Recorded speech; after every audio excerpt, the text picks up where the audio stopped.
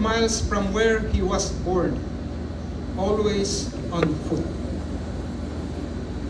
He never went to a city whose population was larger than 50,000. Within 3 years, he was dead, killed in a relatively small city, Jerusalem, way out of the border of the Roman Empire by Roman authorities on a trumped-up charge of inciting rebellion. His name was Jesus Christ. Due to her reality of life as the eldest, helping my carpenter father in playing was a tug of war. To feed 9 siblings 3 times a day alone was a great challenge.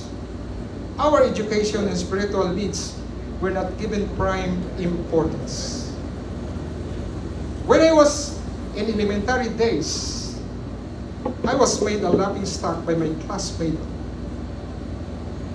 Parang tanga ko no ako nga, hindi malang makaihi. And to these days, I was really amazed kung ano talaga yung itsura ko noon. Graduated from elementary with 7.6 average, with the highest honor of most polite, and finished high school in 7 years. You know what most polite? Kasi nga, parang tanga daw nga, dahil ayaw sumagot. No? Sa labas mo ang tanongin mo, sa loob ng kwarto, hindi sumasagot. We have a glimpse of good life when my father became a contractor at Altacher. I took chemical engineering from USA, Sana, that drove flock from relatives. Pasang-awa nga lang kayo nung elementarya, pa-engineer pa kayo. Sadly, my father died before my first year ends. Unexpectedly, I recalled all my father's dream for me. Siya actually ang nanaginip sa akin. Lagi ang kinikwento yung mga sinasabi ng kasama niyang engineer. In fact, lagi ko naririnig na nagtatalsikan yung laway niya sa tubaan na kinikwento yung anak niya nag-aaral ng engineering. Hindi niya alam, most polite pa rin.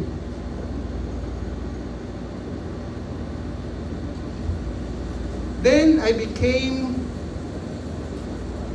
my highest motivating factor in desire to become an engineer.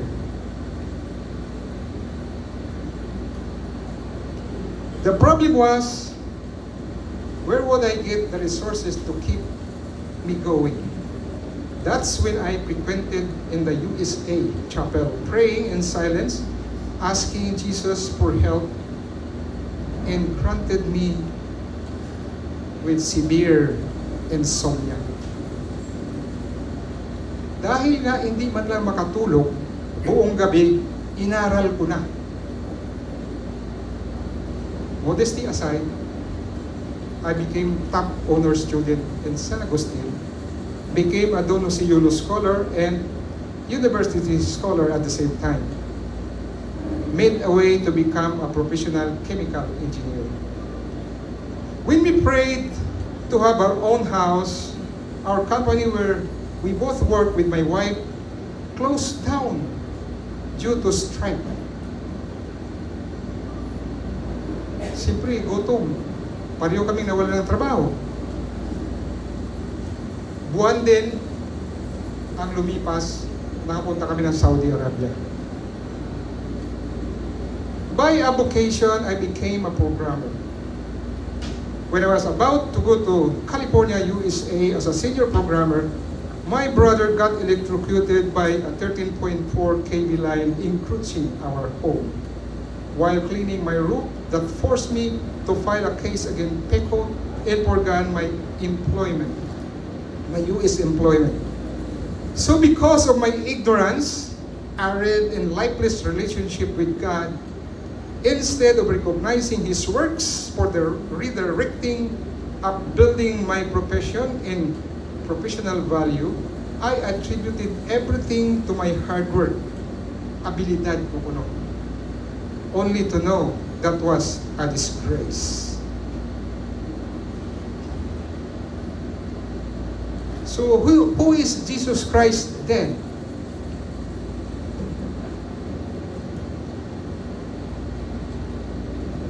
Some popular misconception about Jesus Christ. Jesus Christ superstar, the most sensitive human ever undergoing identity crisis. The archetypal socio-political revolutionary, a great religious leader, a great moral teacher. But Jesus contradicts these popular notions. He was not in some identity crisis. He knew who he was.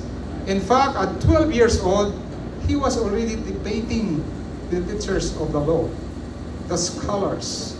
And when his mother and father asked him why he was staying there, he said, I should be in the house of my father.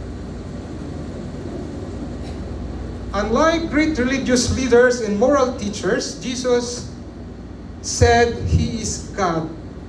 Neither Buddha, Confucius, or Muhammad ever claimed to be God. He was not a revolutionary, but a Lord of history coming to judge all, because he was given the authority to judge all living and the dead.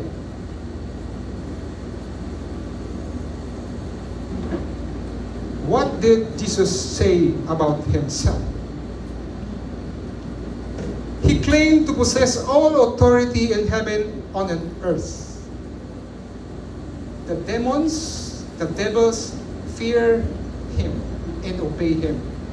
Even the wind and the storm obey him.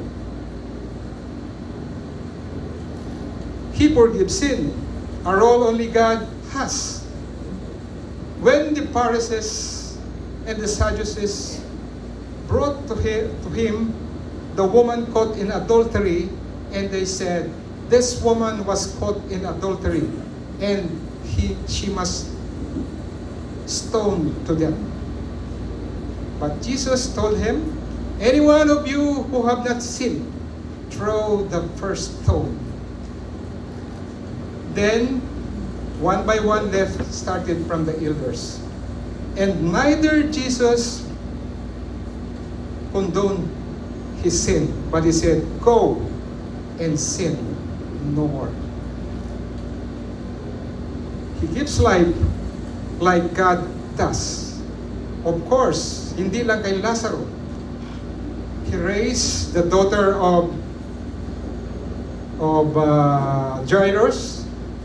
He raised the son of the widow, and more others. But the most dramatic and the most powerful is the raising of Lazarus. You know why? Because Lazarus has been dead already 4 days and is already starting to decompose. That's the power of God. He is the judge. He is to judge the earth.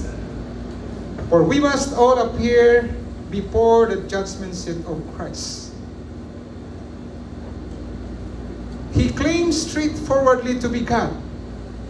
He applies the name of God, I am, to himself. In fact, today, he said, I am the bread that came down from heaven. Anyone who consume me will have eternal life.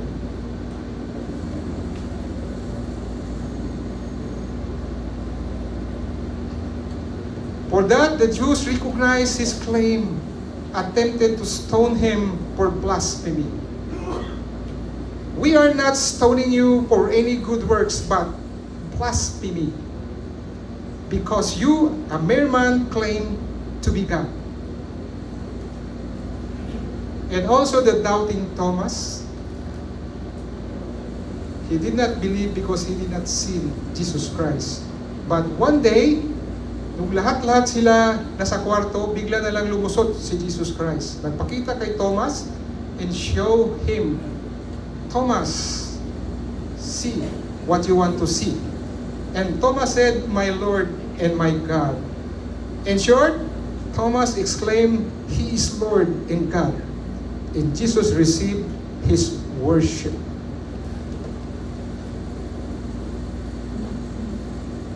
It took the late Doy Andrada 4 years to convince me to join the BCBP. Mabuti pa ngayon, isang breakfast lang ata, nakumbinsi na kayo eh. Ako, 4 years na paghihirap ni Brother Doy Andrada. Marami akong reservation, marami kong ayaw.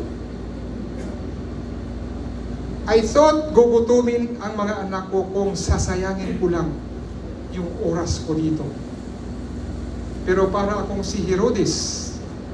You know, every time we met Brother Doy, gustong-gusto ko siya makausap. Ang sarap niyang kausap. Because he speaks everything about God. Not unlike me na ako lang lagi ng ako. Pero, dahil nga marami akong reservation, talagang it took longer than any one of you. But first took pa lang ni Tito Digoy Montalvo on the same topic. I was sitting in front. I felt the hit of every blow that hit me from his testimony. Parang ako ata pinatatamaan ni Brother Digoy. Ang yabang-yabang mo, Jaime. Wala kang utang na loob. Makasarili ka. And many more. Kaya pinapawisan ako. And I felt very sorry. I thought I fall in love with the Lord. In my desire to know Him more, God started. Jesus became my major search in the internet, and the more I know Him, the more I hunger for Him, the more I love Him and desire to serve Him. The entire BCBP, BCLP made me like a candle that slowly melted from the beginning and reformed me to the new person at the end. After the BCLP, we made a commitment to serve the Lord through the BCBP community. And gustong-gusto ko talagang bumawi. Nag-apply din ako sa simbahan, sa La Paz, ng extra ordinary ministry for the Holy Communion. Recalling why I had given insomnia. Alam nyo kasi, sabi ng nanay ko, pag yung itak daw, pag sobrang purol, pero pag hinasa mo ng hinasa, tatalas din. Kaya, kung hindi insomnia yung binigay sa akin ni Lord, sa palagay ko hindi ako naging engineer. Matay mo 76 yung grade ko sa grade school ka, naging scholar ka, di ba? That's really a miracle. So, I think yun lang talaga ang paraan, no? Para makagraduate ako sa college na libre. And why He closed our company? When I asked for a house, inaasahan ko pa naman na i-promote ako, tapos lalaki ng sweldo ko. Kaya pala, gusto niya pala papuntahin kami sa Saudi para mapadali. So in 5 years, patayo kami ng bahay. So ganun palang economy ni Lord. Iba. And why my brother electrocuted when I was planning to go to the USA? You know, brother, actually ayaw ko talaga mag-BCBP. Gusto ko talaga tumakbo. Kaya gusto ko pumunta ng US. Okay? So, ginawa ni Lord, electrocute yung kapatid ko, kinasuhan kong peko, dahil kaibigan ko si Brother Doy, nirekomenda niya si Brother Noel Amanay nga chapter head, nga maging lawyer ko. Okay? So, Brother Noel at that time, madami siyang kliyente. Ang hirap mo siyang hagilapin. Pero, pag umatin ka ng breakfast, nandun siya. So, ang ginawa ko, naging regular breakfaster ako para makausap ko sa lagi, para malaman ko anong status ng aking case. So, later on, dahil nga, ang sarap din ang kausap. You know, every time mag-meet kami before ng aming case, ang aming hearing, pag magpipray si Brother Noel, talagang ibang-iba talagang naramdaman ko. Sabi ko nga, ano kaya ang meron sa BCBP? Ba't ganito si Brother Noel mag-pray? So kaya, naging BCBP rin ako. So ginutom ba ang mga anak ko? Hindi. Alam mo kasi, kailangan talaga paramdamin tayo ni Lord. Hindi lang sagana, pero sa hirap din. Pero talagang hindi kami nauubusan. Pakiramdam lang talaga. No? But one thing I have proven, once I take God's business, my business will be taken by God. He will take care of it. So because of my commitment, I was given an opportunity to serve as chapter head in 2007 and rewarded with colon cancer. Sa totoo lang, well, hindi ko rin talaga kaagad masabi kung ano, no? I was mumbling in silence, but later, sabi ko kay Lord, well, kung tapos na talaga naman yung assignment ko, I will make myself ready. So bago ng operation, nag-confess ako, kasama ko ang aking wife. Sabi ko, Lord, I'm ready. I'm ready to go home. Tapos sinabi ko sa wife ko, umiyak. Pero sabi ko sa kanya, sino ba alam mo ditong nakalagpas ng colon cancer? Di ba? Si Cory Aquino, kamamatay lang ah. Di ba? Maraming pera yun. Kayang dalhin sa US, saan man, di ba mamatay? O di ba, aasa ka pa ba na mabuhay ako? Well, na-learn ko lang later na si Jane pala yung namatay na yung asawa ko, no? In-bargain pala niya kay Lord. Sabi niya, huwag kukunin yung asawa ko. Mahal na mahal yan. Marami pang magagawa yan. Ako na lang kukunin. Kaya yun ang nangyari, no? Kaya masabi ko sa inyo, huwag kayong magbiro. Something like that. So well, lumagpas na, no? Gumaling na ako. Waiting for maybe less than a year, binigyan naman ako ng offer ng BCBP as Regional Council Director. And while contemplating and discerning my new service offer in 2011 as Panay RCD, another cancerous mass appeared at the base of my tongue. You know why? Kasi hindi ako nagpa-chemo. Sabi kasi ng mga doktor, dapat talaga nagpa-chemo ka kasi yung cancer cells na yan, dyan lang yan. Malakas yung immune system mo, pwedeng hindi siya pero pag once humina, malakas. Kaya nagkaroon ulit ako dito. Okay? Hindi ako mga lunok ng pagkain, vitamins. So, pinaoperahan ulit. Yung offer, tinanggap ko. You know what? Sabi ko naman okay lang mamatay basta nasa service. Di ba? Kung hindi ko man kukunin yon, kung mamatay talaga ako. Pero okay lang yung mamatay nasa service. Pero Lord, sa palagay ko naman, binigyan mo ako ng chance na ganitong oportunidad na naman, kung bahala ka na. No? So umaling ako, pinaoperahan, pinutasan ako dito, ang sakit. I don't know, siguro experience kayo nun. Talaga sakit pag bubutasan ka dito. No? Hindi ka makahambal, hindi ka makalunok, hindi ka kung ano man gusto mo ilabas, hindi mo ilabas. Sakit talaga. So what happened? Nung gumaling yon, tapos ng opera, may tumubo ulit sa tabi niya.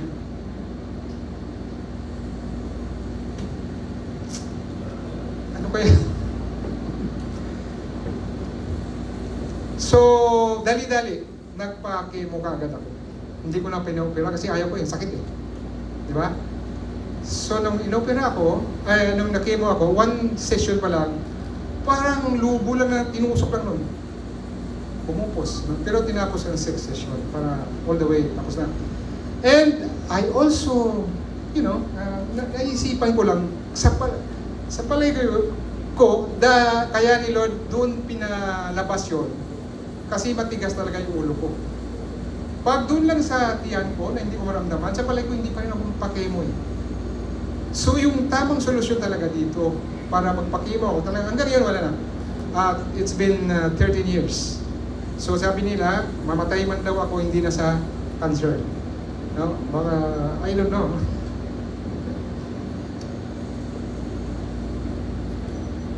Sabi nga ni S,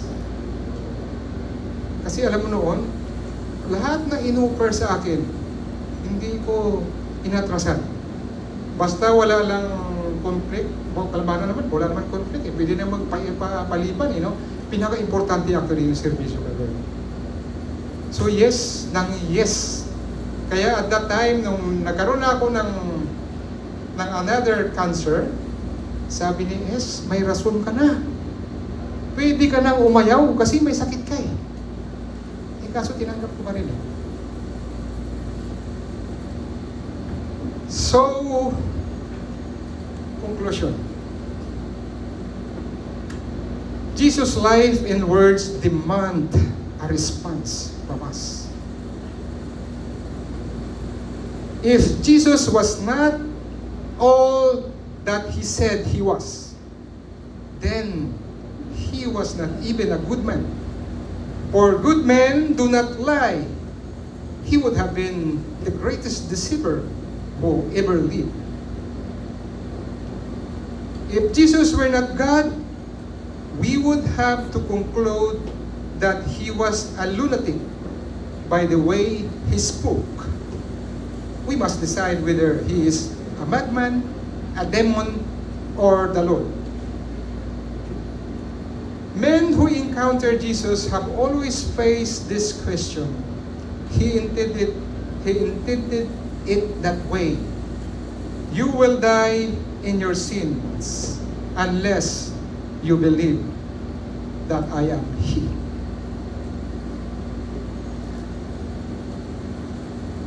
Did Jesus confirm claims of who He is? Yes. In the miracle of the raising of Lazarus from the dead, Jesus was giving a demonstration, for God alone has the prerogative to give life and to take away life. Okay? Explain ko na kayo na, no? And Peter, not only Peter, but including James and John, witnessed during the transfiguration. When Jesus conversing with Elijah and Moses, suddenly a voice from the cloud they hear. For he received from God the Father honor and glory when such a voice came to him from the excellent glory. This is my beloved Son in whom I am well pleased. And the most conclusive proof is that God raised Jesus up from the dead. Wala naman sigurong may kaduda-duda yun, no? During his time, mayroong 500 na nakawitness sa kanya. Yung unang-una si Mary Magdalene, and then his disciples and many others. So Jesus really demands a response from us. At the start of pandemic, my late wife Jane succumbed a systemic lupus. It was discovered to have a 5.5 brain tumor at the same time. Then she developed Alzheimer's, which deteriorated her health condition quickly. She became bedridden for 9 months with NGT feeding only. And I served her as a full-time caregiver until his last breath. While Jane was agonizing in pain and discomfort, the whole family was also in torment. Actually, a few days before si Jace kinuha ni Lord, talaga naramdam ko na mahinang-mahina na siya. Hindi na siya makapagsalita. May gusto siyang sasabihin, tumitingin talaga sa akin. At saka ako naman, I was about to break down. Kasi 9 months ka ka pa naman na 24 hours nag-aalaga sa kanya. Nagpipid ako siya ng 4 hour every 4 hours. Prepare ka ng food, lilinisan mo siya kung basa siya or something, feed mo tapos prepare ka pa sa next naman nga feeding. No? Lalo sa gabi, minsan isang oras lang tapos prepare ka man another naman feeding. No? Minsan, siyempre hindi naman lahat ng oras maganda yung pakiramdam so hindi ka makatulog. So ang pinaka, very, yung sakit, yung may sasabihin, hindi niya masabi. Actually, pakiramdam ko lang, parang gusto yan ng sabihin na uwi na siya eh. No? Kasi sa hirap. At saka ako naman, alam ko, hindi tatagal talaga makakasakit din ako. So sabi ko na lang kay Lord, sabi ko, Lord, wala namang nakitang what I mean is, nakikita na si Jane talagang makaka-recover na. So sabi ko naman, Lord, kung talagang hindi na, siguro ikaw na lang bahala, Lord. Ayaw ko na rin, Lord, na masyadong maghirap. Hindi na ako, pati yung family ko rin. So only that time na, siguro after 24 hours, namatay si Jane. Talagang inantay lang, siguro ni Lord din na nakaprepare na rin ako na ibigay. No? Ibigay na si Jane kay Lord. So, sabi ko nga, kung hindi siguro ako BCBP member, I don't know kung paano ko i-handle yung things like that. Kung wala akong nakadevelop ng deep, intimate relationship with the Lord and grow in faith, really, I don't really know kung paano ko i-handle. No? But I believe Jane is now enjoying her eternal rewards. And I'm looking forward to being with her when my time comes. So sabi ko, siyempre, ako na lang mag-isa, lagi ko tinatanong si Lord, how about me? Sana sinama mo na lang ako para magkasabay na kami. Kaya nabasa ko yung story ni Abraham. When Sarah died, Abraham took Keturah as his second wife. Nagkaanak pa sila ng 6. Kaya binigyan din ako ni Lord ng second wife. So, ayaw niya rin na masubuan ko pirmi. Gusto niya rin may companion ako. So, yung tanong ngayon ni Jesus Christ, and he demand a response. No? Jesus offers a personal relationship to each of us. We can begin to ask Him and ask Him to reveal Himself to us. With all the story that I have told you, actually, lahat-lahat na hirap, lahat-lahat na struggle na na-overcome ko actually, it's only meant to make me strong. Actually, spiritually talagang strong na ako. Pero I'm not telling you na talagang super. I'm stronger than I was before. So yun lang masasabi ko. So kung di ako sumali sa BCBP, I don't know really. So yun lang masasabi ko sa inyo. So yun din ang tanong ni Jesus Christ ngayon sa inyo, kung ano maging response ninyo. Then you will call on me and come and pray to me, and I will listen to you. You will seek me and find me, and when you seek me with all your heart. Thank you very much.